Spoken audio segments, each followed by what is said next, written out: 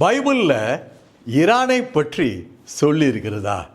அன்பானவர்களே, ஆச்சரியப்படுவோம். சொல்லப்பட்டிருக்குது. ஒரு முறை இல்லை, பல முறை.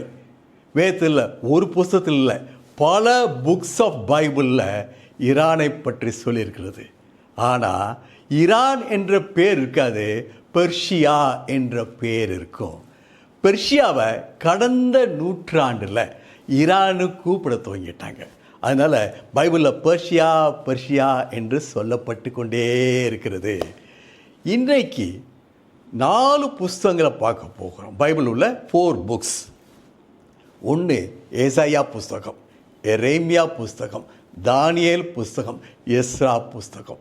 இந்த 4 புக்ஸ்லையும் ஒரு சம்பவம் சொல்லப்படுகிறது.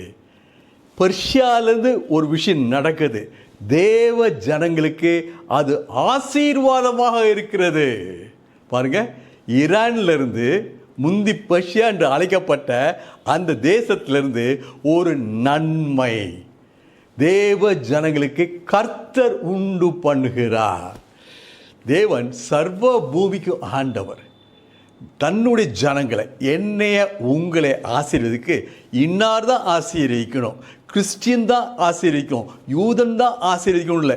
எங்கே இருந்தாலும் சரி, யார் முன்னாலும் சரி, அவர் முன் குறித்த மாதிரியே, அவருடைய பிளான் படியே என் வாழ்க்கையில் உங்கள் வாழ்க்கையில் ஆசீர்வாதங்கள் நிறைவேறும். அதை நீங்கள் பார்க்க போகிறோம். அன்பானவர்களே, ஒரு பேக்ரவுண்டை சொல்லிக்கிறேன் நான். தேவ ஜனங்கள் பாபிலோன் என்ற ஒரு சாம்ராஜ்யம், பாபிலோன் கிங்டம், அங்கே அடிமைகளாக அலையலையாக கொண்டு போகப்பட்டிருக்கிறாங்க. ரொம்ப துயரப்பட்டிருக்காங்க, கஷ்டப்பட்டு கொண்டிருக்காங்க.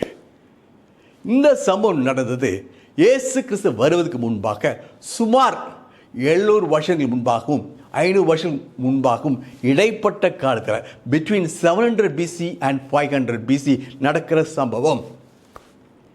அன்பானவர்களே, ஏசாயா 44 அதிகாரம் 28 வசனம் தொடர்ந்து ஏசாயா 45 அதிகாரம் 1 முதல் 5 வசனங்கள். இதை வாசித்து பார்த்தோம்னா சும்மா வசனம் புரியாது. இந்த 4 புக்ஸ் நான் சொன்னேன் இல்லையா, இந்த 4 வேத புஸ்தகங்களையும் சேர்த்து வாசித்தோம்னா அருமையான சத்தியம் உண்டாகும். பெர்ஷியா, அதாவது இன்றைய ஈரான் மூலமாக தேவ ஜனங்கள் எப்படி ஆசீர்வதிக்கப்பட்டாங்க. இந்த ஏசாயா புஸ்தகத்தில் உள்ள தீர்க்கதரிசனம் என்ன சொல்கிறது? கோரேஸ் என்ற மனிதனை, கோரேஸ் என்ற ராஜாவை பெர்ஷியா தேசத்தில் தேவன் எழுப்புகிறார்.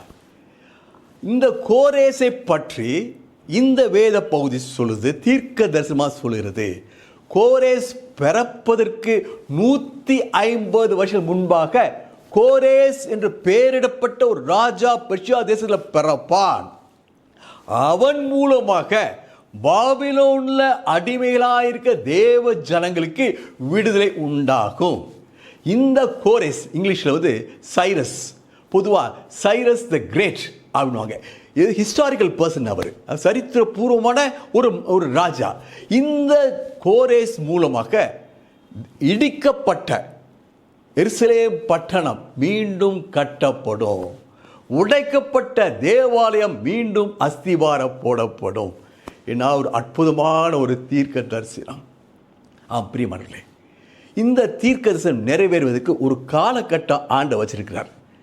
எரேமியா புஸ்தகம் 29 அதிகாரம் 10 வசனம் சொல்லுது, தேவ ஜனங்கள் பாபிலோன் தேசத்தில் 70 வருஷங்கள் அடிமையா இருந்த பிறகு, ஆஃப்டர் 70 years ஆஃப் கேப்டிவிட்டி, இந்த ஜனங்கள் மீண்டும் என்னால் எருசலேமுக்கு கொண்டுவரப்படும் என்று ஆண்டவர் ஒரு தீர்க்கதரிசனம் சொல்கிறார். இந்த தீர்க்க தரிசனத்தை எரேமியா 29:10 சொல்லப்பட்ட 70 வருஷம் தீர்க்க தரிசனத்தை தானியேல் வாசிக்கிறார். தானியேல் புஸ்தகத்தில் தானியேல் 9 அதிகாரம் 2-3 வசனங்கள். தானியேலுக்கு மிகுந்த துயரம், மனவேதனை. ஐயோ, தேவ ஜனங்கள் அடிமையா இருக்கிறாங்களே, கஷ்டப்படுறாங்களே என்று மிகுந்த பாரத்தோட வேதத்தை வாசிக்கும் போது எரேமியா தீர்க்கதரிசி புத்தகத்தில் உள்ள வாக்குத்தத்தத்தை பார்க்கிறார். ஆஹா, பிரச்சனை உண்டாருக்கு முன்பாகவே, அடிமைத்தனம் உண்டாவதுக்கு முன்பாகவே, ஜனங்கள் அப்படியே நொந்து போறதுக்கு முன்பாகவே ஆண்டவர் ஒரு பதிலை ஒரு முன் குறிக்கப்பட்ட காலத்தை வைத்து விட்டார். 70 வருஷங்கள். தானியேல் கணக்கெல்லாம் போட்டு பார்க்குறாரு. பார்த்தா கரெக்டாக இந்த 70 வருஷம் முடிகிற காலம் வந்துருச்சு. உடனே என்ன பண்ணாரு? ஆஹா நடந்துடும் அப்படி சொல்லலை. உடனே வேதம் சொல்லுது, ரெட்டுடுத்தி சாம்பலை பூசிக்கொண்டு, அதை அர்த்தம் தன்னை தாழ்த்தி வருத்தி, ஆண்டவரே நீங்க தான் பதில் கொடுக்கணும், இந்த வாக்குத்தத்தத்தை நீங்க தான் நிறைவேற்றணும் என்று ஜெபிக்க துவங்குகிறார். மன்னிப்பு தன் ஜனங்களுக்காக கேட்க துவங்குகிறார். ஆண்டவரே நாங்க குறை உள்ள பாத்திரங்கள், நீங்க சொன்னதெல்லாம் நான் கேட்கல, எங்களை மன்னிங்க, மீண்டும் எங்களை விடுதலை தாங்க, மீண்டும் ஆசீர்வாதம் தாங்க. பாருங்க, என் வாழ்க்கையில உங்க வாழ்க்கையிலையும் ப்ராமிசஸ் நிறைய இருக்கும். இந்த ப்ராமிஸ், எனக்கு ஒரு ப்ராமிஸ் இருக்குதுங்க அப்படின்னு சொல்லி நிப்பாட்டுறது இல்லை. இந்த ப்ராமிஸை செயல்படுத்துவது என்னுடைய ஜெபம், உங்களுடைய ஜெபம். நான் விசுவாசத்தோட ஆண்டவர் சமூகத்தில் தாழ்த்தி, ஆண்டவரே எனக்கு இந்த பிரச்சனை போகிறதுக்கு என் வழியில் தெரியல, ஆண்டவரே நீங்கள் இயற்கைக்கு அப்பாற்பட்ட விதத்தில் தெய்வீக ஆற்றலோட வல்லமையோட எனக்கு இந்த வாக்குத்தத்தை வாழ்க்கையில் நிறைவேற்றுங்க. Prayer needed for promise activation. என்னுடைய வாழ்க்கையில் உங்கள் வாழ்க்கையில் உள்ள வாக்குத்தத்தங்கள் நிறைவேற்ற, ப்ராமிஸ் நிறைவேற்ற எனக்கு உங்களுக்கு தேவை பிரேயர். தானியேல் ஜெபிக்க துவங்குகிறார். ஆண்டவர் முன் குறித்த நேரம் வந்துருச்சு. ஆண்டவர் கோரேசை எழுப்புகிறார். பெர்ஷியா தேசம் அன்னைக்கு ரொம்ப சின்ன ஒரு தேசம், சின்ன சாம்ராஜ்யம். தேவ ஜனங்கள் அடிமையாக இருப்பதோ பாபிலோன் சாம்ராஜ்யத்தில். பாபிலோன் சாம்ராஜ்யம் ஒரு வல்லரசு, பெரிய தேசம். இன்னைக்கு உள்ள அமெரிக்கா மாதிரி வச்சுக்கோங்களேன். என்ன ஆனால் இந்த பெர்ஷியாவிலிருந்து தோன்ற இன்று ஈரான் என்று அழைக்கப்படுற அந்த பெர்ஷியாவிலிருந்து தோன்றுகிற கோரேஸ் மூலமாக பாபிலோன் தேசம் தோற்கடிக்கப்படுகிறது.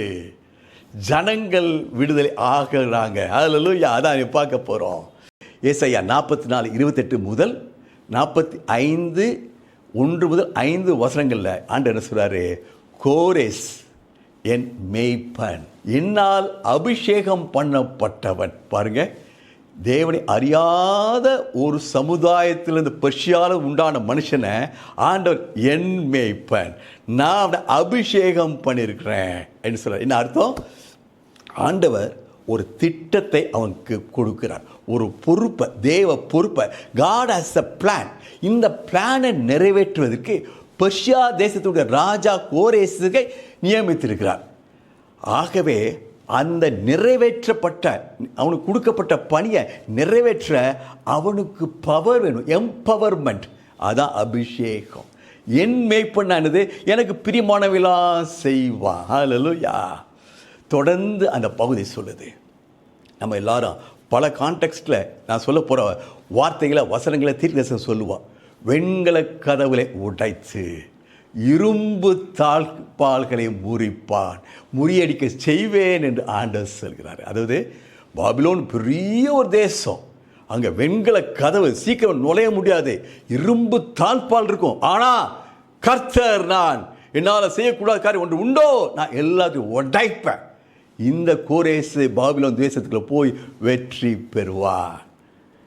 ஆம், கோணலா செவியாக்கும். நான் கோரேஸ்க்கு முன்பாக செல்லுவேன். ஆண்டவர் எனக்கு முன்பாக செல்லும்போது இந்த தடை, பெரிய தடை, சின்ன தடை, மனுஷிக தடை, ஆவிக்குறி தடைகள் எல்லாம் தகர்த்தெறியப்படும். வெண்கல கதவுகள் முறியடிக்கப்படும். இரும்பு தாழ்பால்கள் சுக்குநூறா ஒருங்கி போகும். ஹல்லேலூயா. கர்த்தர் நல்லவர். ஹல்லேலூயா. சொல்லுங்க அன்பானவர்களே.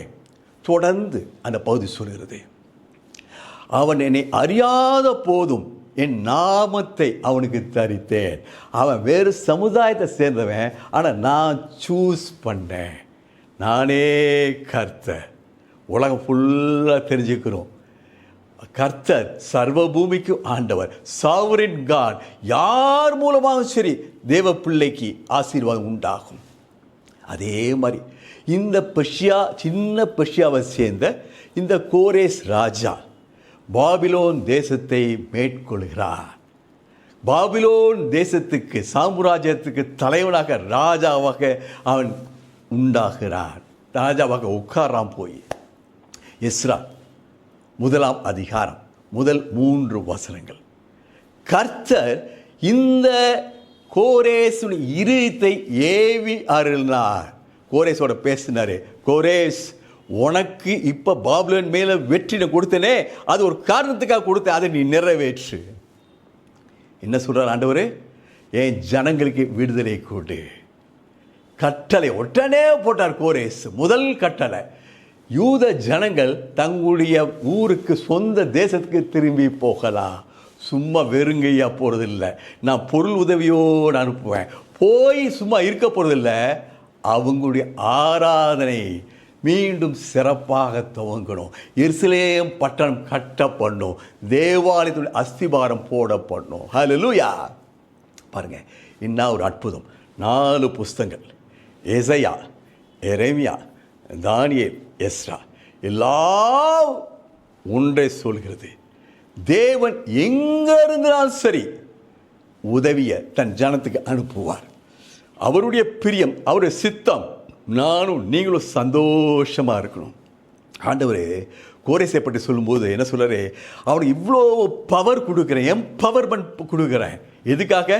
யாக்கோபின் நிமித்தம், என் தாசனாக யாக்கோபின் நிமித்தம். அதாவது என்னக்காக?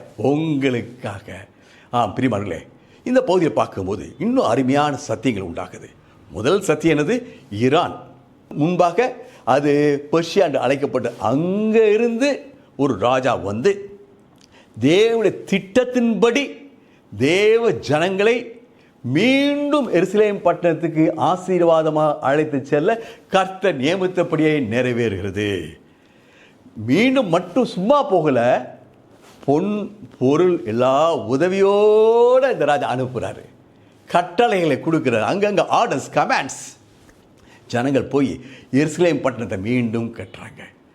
மீண்டும் தேவாலயம் கட்டப்படுகிறது. ஒருவேளை இன்னைக்கு நீங்க பாபிலோன்ல உள்ள நெருக்கத்தை போல ஒரு நெருக்கத்துக்குள்ள அனுபவிச்சு கொண்டிருந்தீங்கன்னா, வேதனை தாங்க முடியல, நிமிர்ந்து நிற்க முடியல, நான் என்ன செய்வேன், ஒரு பெரிய ஒரு பிரச்சனை முன்பாக இருக்குது. ஆண்டவர் ஒரு கோரேசை அனுப்புகிறார். எங்கேயோ இருந்து, நீங்க எதிர்பாராத இடத்துல இருந்து உங்களுக்கு ஆசீர்வாதம், உங்களுக்கு விடுதலை, தேவ திட்ட வாழ்க்கையில நிறைவேறும். நானும் நீங்க என்ன செய்ய வேண்டியது? தானியேலை போல பிராமிஸை பிடித்துக்கொண்டு, கர்த்தருடைய வார்த்தையை பிடித்துக்கொண்டு ஜெபிப்போம், தாழ்த்துவோம், ஜெபிப்போம், வெற்றியை பெறுவோம். தேவ சித்தம் வாழ்க்கையில நிறைவேறும். பிரியமானவர்களே, இன்னைக்கு ஈரானை பற்றி வேதம் சொல்லப்பட்டிருக்கிற ஒரு சம்பவத்தை பார்த்தோம். இதே போல பல சம்பவங்கள் இருக்கின்றன. ஒருவேளை மீண்டும் சந்திப்போம். ஆமென்.